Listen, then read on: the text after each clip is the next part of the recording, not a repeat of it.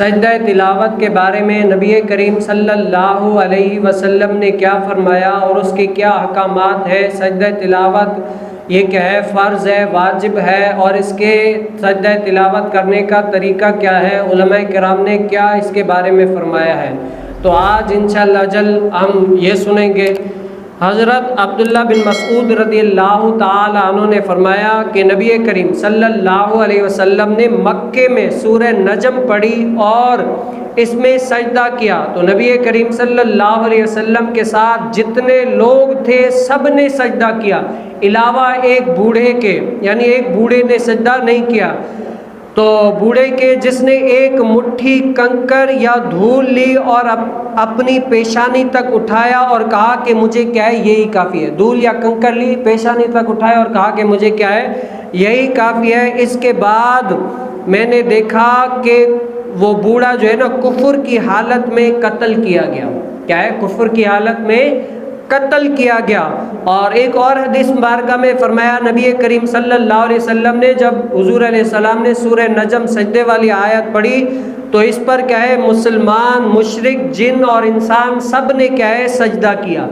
اور ایک اور صورت ہے سورہ صاد، اس میں علماء کرام کا اختلاف ہے، آیا اس میں نبی کریم صلی اللہ علیہ وسلم نے سجدہ کیا یا نہیں کیا؟ تو اس کے بارے میں یہ ہے کہ پہلی سورت جس میں سجدے کا حکم آیا، پہلی سورت جس میں سجدے کا حکم آیا وہ سورت کون سی ہے؟ سورہ نجم ہے جو نازل ہوئی۔ اور سب سے پہلے مشرکین پر جو سجدے والی آیت تلاوت کی گئی وہ بھی نبی کریم صلی اللہ علیہ وسلم نے کون سی سورت؟ سورہ نجم تلاوت کی۔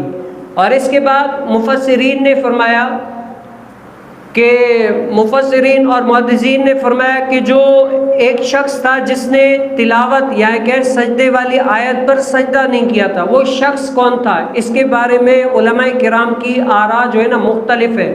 اب 4 اقوال آتے ہیں۔ پہلا یہ ہے کہ وہ شخص کیا ہے کہ امیہ بن خلف تھا، اور دوسرا کیا ہے کہ عقبہ بن ربیعہ تھا، اور تیسرا کیا ہے کہ سعید بن عاص تھا، اور ایک اور جگہ پر ہے کہ 2 شخص تھے۔ یعنی یہ مختلف آ رہا ہے کہ ان میں سے کوئی ایک تھا جس نے کیا ہے سجدہ نہیں کیا تھا، اور کہیں پر حدیث مبارکہ میں آیا مصنف ابی شیبہ میں کہ 2 شخص تھے، یعنی یہ آیا ہے۔ اور جو سجدہ تلاوت ہے آپ کو بتائیں فقہ حنفی کے مطابق، ہم احناف کے یعنی کہ ہم امام اعظم رحمۃ اللہ تعالی علیہ کے مقلد ہیں۔ امام اعظم رحمۃ اللہ تعالی علیہ کے نزدیک قرآن کریم فرقان حمید 30 پاروں میں جو سجدے ہیں نا وہ ٹوٹل کتنے؟ 14 سجدے ہیں، یعنی 14 ایسے مقامات ہیں جہاں پر بندہ پڑھے یا سنے تو ان پر کیا ہے سجدہ کرنا واجب ہو جاتا ہے۔ امام اعظم رحمۃ اللہ تعالی علیہ کے نزدیک سجدے والی آیت پڑھنے والا اور سننے والا اس کے اوپر کیا ہے سجدہ کرنا یہ واجب ہے، فرض نہیں بلکہ کیا ہے واجب ہے، اور واجب کا ترک جان بوجھ کر کیا ہے یہ گناہ گار ہے۔ امام شافعی رحمۃ اللہ تعالی علیہ کے نزدیک بھی سجدے والی جو آیت ہے وہ 14 ہیں۔ اختلاف صرف اس بات میں ہے، جیسے ہمارے نزدیک مثال کے طور پر سمجھانے کے لیے سورہ نجم میں سجدے والی آیت ہے، لیکن امام شافعی رحمۃ اللہ تعالی علیہ کے نزدیک نہیں، اس میں نہیں، دوسری آیت میں، جیسے سورہ حج والی آیت ہے اس میں نہیں، اس میں ہے۔ الغرض اختلاف ہے، اس بات میں تو متفق ہے کہ 14 ہی ہے، لیکن مقامات میں اختلاف ہے کہ یہاں پر ہے یا نہیں ہے۔ تو امام اعظم رحمۃ اللہ تعالی علیہ کے نزدیک کیا ہے یہ ہے کہ 14 ہے۔ اور ایک اور حدیث مبارکہ میں ہے کہ ایک یعنی حدیث مبارکہ ہے کہ عطا بن یسار سے مروی ہے کہ نبی کریم صلی اللہ علیہ وسلم نے یعنی سورہ نجم میں سجدہ تلاوت نہیں کیا تھا۔ یعنی یہ علماء کے اختلافی مسائل ہیں، لیکن اتھینٹک یہی ہے کہ نبی کریم صلی اللہ علیہ وسلم نے کیا ہے سجدہ کیا تھا۔ اور اس کے بعد ایک سوال ذہن میں آتا ہے، سجدے والی آیت کو مشروع کیوں کیا گیا؟ یعنی وجہ ایسی کیا ہے، کیوں مشروع کیا گیا کہ بھئی یہ آیت پڑھے تو لازمی اعتبار سے سجدہ کرے؟ ریزن کیا ہے اس کے سجدہ کرنے کی، وجہ کیا ہے اس کے سجدہ کرنے کی؟ تو اس کے بارے میں علماء کرام فرماتے ہیں کہ جب قرآن کریم فرقان حمید میں اللہ تعالیٰ نے سجدہ کرنے کا حکم دیا یا سجدہ کرنے والوں کی تعریف کی تو اس وقت عاجزی اور اللہ تعالیٰ کا شکر ادا کرتے ہوئے اس پر کیا ہے سجدہ کرنا ہے۔ کہ اللہ تعالیٰ نے کیا مومنوں کو سجدہ کرنے کا حکم دیا، یا جنہوں نے اللہ کو راضی کیا، سجدہ کیے، جو مسجود رہے، اللہ تعالیٰ نے ان کی تعریف کی، تو ان کے حال پر خوش ہوتے ہوئے خود بھی سجدہ کرے کہ اللہ جس طریقے سے تو نے ان کو سجدے کا حکم دیا ہم بھی اس حکم پر راضی ہیں، جس طریقے سے ان لوگوں نے سجدہ کیا اے اللہ ہم بھی سجدے پر راضی ہیں، ہم بھی سجدہ کرتے ہیں۔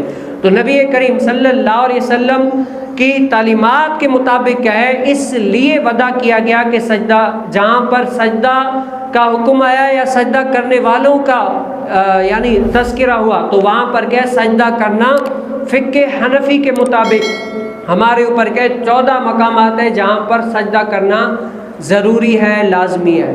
اور اب آیا سجدہ کرنے کا طریقہ کیا ہے۔ سجدہ تلاوت، اگر کوئی بندہ قرآن کریم فرقان حمید میں سجدہ تلاوت والی آیت پڑھتا ہے تو آیا اس کے ادا کرنے کا طریقہ کیا ہے، کس طریقے سے سجدہ تلاوت کو ادا کیا جاتا ہے۔ تو اس کے بارے میں بہت ساری لوگوں نے غلط فہمیاں بتائی ہے کہ نہیں اللہ اکبر جس طریقے سے نماز پڑھتے ہیں اس طرح سے اللہ اکبر کہہ کر رکوع کریں گے، پھر یہ اس طریقے سے جائیں گے۔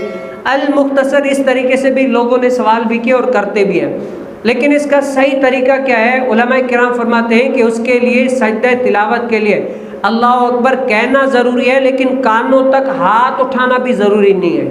کیا ہے؟ کانوں تک ہاتھ اٹھانا بھی ضروری نہیں ہے، بلکہ کہ آپ اللہ اکبر کہتے ہوئے ڈائریکٹ سجدے میں جائیں گے اور سجدے میں جا کر 3 مرتبہ سبحان ربی الاعلیٰ کہیں گے۔ کیا ہے؟ سبحان ربی الاعلیٰ، سبحان ربی الاعلیٰ، سبحان ربی الاعلیٰ۔ اور اس کے بعد سلام پھیرنا بھی ضروری نہیں ہے، بلکہ کیا ہے پھر کیا ہے آپ اللہ اکبر کہتے ہوئے کھڑے ہو جائیں یا بیٹھ جائیں، تب بھی کوئی مسئلہ نہیں ہے۔ اور کن لوگوں کے اوپر سجدہ نہیں ہے؟ جیسے پاگل، مجنون ہو گیا، ان کے اوپر کیا ہے سجدہ کرنا لازمی نہیں ہے، اور جو غیر مسلم ہیں ان کے اوپر بھی کیا ہے سجدہ تلاوت کرنا لازمی نہیں ہے۔ یعنی یہ وہ احکامات ہیں جو سجدہ تلاوت قرآن کریم فرقان حمید میں سجدے والی آیت پڑھتا ہے تو ان کے اوپر سجدہ تلاوت یعنی سجدہ کرنا لازمی ہوتا ہے، اور جو کرتا ہے اس کو کیا ہے ثواب ملتا ہے۔ اور یہ سجدہ ہی ہے، اگر جو بندہ سجدہ کرتا ہے نا تو شیطان کافی دور تک چلا جاتا ہے، اور فقط اس کے لیے یعنی قرآن کریم فرقان حمید کی سورت نہ پڑھنا کہ بھئی سورت پڑھ لی تو سجدہ واجب ہو جائے گا، تو علماء کرام فرماتے ہیں یہ مکروہ ہے۔ کیا ہے؟ سجدہ نہ کرنے کے لیے تلاوت نہیں کر رہے قرآن کی، تو کیا ہے تلاوت کرنی چاہیے قرآن کریم فرقان حمید کی، جہاں پر سجدے کا حکم آیا تو اس پر اگر سجدہ کریں گے تو اللہ تعالیٰ کی بندگی میں رہیں گے، اللہ تعالیٰ راضی ہوگا، مصطفیٰ جان رحمت صلی اللہ علیہ وسلم کے طریقہ کار کے مطابق ہوگا تو اللہ بھی راضی ہوگا، اور مصطفیٰ جان رحمت صلی اللہ علیہ وسلم بھی راضی ہوں گے، تو ہمارا کیا ہو جائے گا بیڑا پار ہو جائے۔ السلام علیکم ورحمۃ اللہ وبرکاتہ۔ خوش آمدید علامہ آصف قادری آفیشیل میں درس بخاری کی اس بابرکت سیریز کے لیے ہمارا چینل سبسکرائب کریں اور بیل آئیکن ضرور دبائیں۔ علامہ آصف قادری آفیشیل پر درس صحیح بخاری کا سلسلہ جاری ہے، اس علمی سفر کا حصہ بنیں اور چینل کو سبسکرائب کریں۔